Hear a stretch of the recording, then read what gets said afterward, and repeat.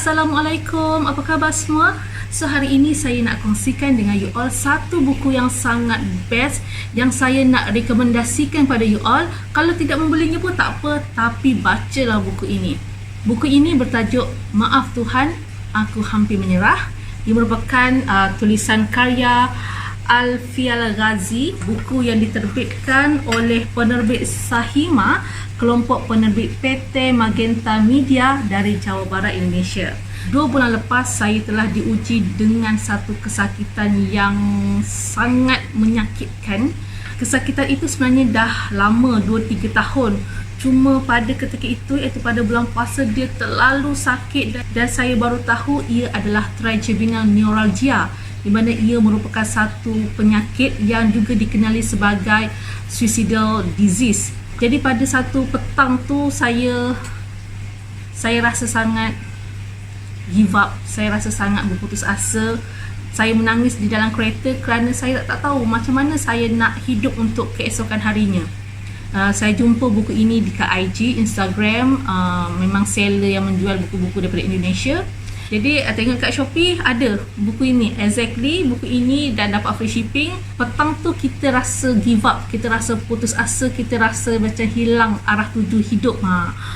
Jadi bila malam itu saya jumpa buku ini, saya rasa seolah macam Allah memukul saya dengan kata-kata ini. So itu adalah kata-kata yang wajar untuk saya bagi tahu pada Allah, maaf Tuhan, aku hampir menyerah. Sebab petang tu ketika saya menangis, saya memang rasa give up, sangat-sangat give up. Dan pada hari ini saya nak share dengan you all 7 quotes daripada buku ini yang pada saya sangat menarik dan saya nak share dengan semua orang. Kata-kata yang pertama ni memang betul-betul deep down lah, macam betul-betul menikam sanubari, ya kan. Hari itu kamu menangis sejadi-jadinya. Kamu merasa benar-benar tak sanggup. Kamu pun berpasrah seutuhnya kepada Allah. Dalam sujud panjang, kamu berdoa sangat dalam dan suaramu lirih, tapi hatimu bergetar hebat. Kesulitan ini terasa sangat memukul. Jangankan untuk melalui, untuk bertahan pun rasanya kamu sudah tidak sanggup lagi. So ini betul-betul apa yang saya rasa pada petang itu. Saya rasa memang dah tak sanggup untuk hidup keesokan harinya sebab terlalu sakit. Namun, bukankah kerana kesulitan ini, sujudmu menjadi semakin panjang? Harapanmu berhenti kepada manusia, membuatkanmu berserah seutuhnya kepada Allah, dan membuatmu yakin bahawa memang tidak ada yang mampu menolongmu selain pada Allah. Betul juga kan, ketika kita sihat, tak ada masalah, tak diuji dengan apa-apa, kita seakan lupa pada Allah. Sembahyang pun ialah sekadar cukup syarat dan sebagainya.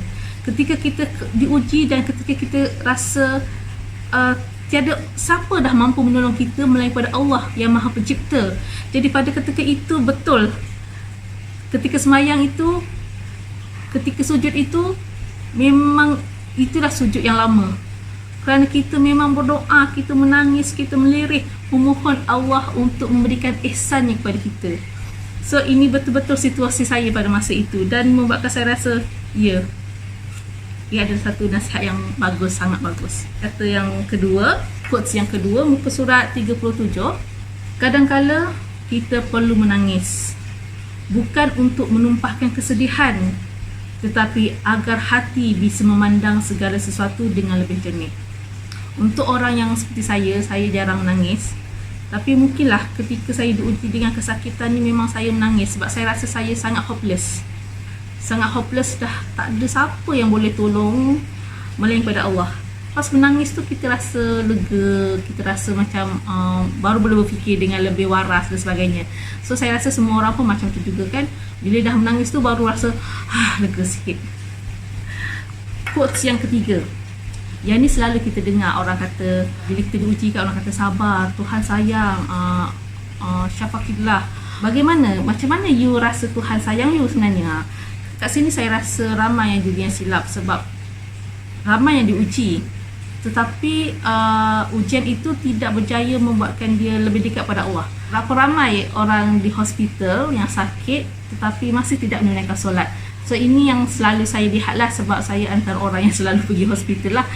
Kata-kata daripada buku ini, muka surat 35, apabila nikmat melalaikan kita dan ujian tidak mampu mendekatkan kita pada Allah, maka lewat apa lagi bisa kita mendapatkan pahala, mendapatkan cinta Allah? Bila Tuhan bagi kita kesenangan, adakah kita bersyukur? Tapi kalau kesenangan itu membuatkan kita lalai, okey, Allah pula uji pula kita. Okey, Allah uji pula kita sebab Allah nak tengok sejauh mana keimanan kita. Bagi kesenangan pun lalai, bagi ujian pun tak sedar-sedar diri. Jadi kat sini pun satu kata-kata yang memang memukul. Kau tak sedar-sedar lagi kan? Macam tu. Rasulullah SAW yang sudah mendapatkan jaminan syurga, bahkan beliau merupakan pemegang kuncinya. Namun tiada satu hari tanpa Rasulullah lewati dengan memohon keampunan pada Allah. Jadi Rasulullah tu kekasih Allah kan, tapi tak ada satu hari pun tanpa dia memohon ampun pada Tuhan. Sedangkan kita ni umat akhir zaman yang banyak sangat dosa, tapi kita masih tak sedar-sedar diri, masih lagi angkuh, masih lagi tak nak mohon ampun pada Allah. Sebenarnya hari ini merupakan hari ke-38 selepas pembedahan saya. Tadi saya dah cerita saya sakit kan. Alhamdulillah saya dapat mencari solution, dapat jumpa neurosurgeon dan buat pembedahan lah. Tetapi selepas hari ke-29 selepas pembedahan, sakit tu datang balik dan beberapa hari ni kesakitan tu sangat sakit sehingga kan saya rasa kesakitan tu sama seperti sebelum saya buat pembedahan. Jadi saya rasa, so apa guna buat pembedahan hari tu kan? Jadi memang agak down jugalah. Tapi ada kata-kata daripada buku ini, muka surat 131 yang menginsafkan saya. Kalaulah kita tahu bahawa balasan dari kesabaran itu adalah pahala yang tak terhitung jumlahnya dan syurga yang tak terkira indahnya, tentu senyum kita akan tetap merekah walau sedang terhimpit begitu banyak masalah. Jadi memang sakit, tapi cuba pojok hati, syurga tu menanti apabila kita sabar, apabila kita redha dengan setiap ujian yang Allah berikan pada kita. Quotes yang ke-6 yang saya nak share dengan you all hari ini adalah, kita sebagai umat Islam tahu bahawa Allah ini adalah pencipta sekalian alam, seluruh alam semesta. Bukankah Allah yang memiliki lautan seluas samudra, tetapi tetap saja air mata sesal seorang pendosa yang lebih Allah cintai walaupun hanya setitis. Allah itu tak akan rugi sesen pun, tak rugi apa pun kalau kita tak memohon keampunan pada dia. Tetapi tetap saja keinsafan, taubat daripada kita yang pendosa ni yang Allah rindukan. Sentiasalah back to Allah, kerana dia sentiasa mendambakan umatnya untuk sentiasa memohon ampun dan bertaubat. Last quotes adalah, jangan pernah berhenti berdoa kerana Allah tidak pernah berhenti mendengar. Percayalah bahawa mereka yang senantiasa menadahkan tangannya ke langit tak akan pernah dibiarkan Allah untuk pulang dengan tangan kosong. Janganlah bersedih lagi. Sudah banyak doa-doa kita yang Allah makbulkan. Memang tak semua doa harus terjawab sekarang. Allah simpan beberapa untuk diberikan saat kita benar-benar membutuhkannya. Allah akan jadikan beberapa lagi sebagai kebaikan di akhirat nanti. Hampir 2 tahun pandemik COVID-19 melanda dunia. Ramai yang terkesan, bukan sahaja Malaysia tapi seluruh dunia. Beberapa episod PKP, PKPP, PKPB, PKPD berulang-ulang di Malaysia.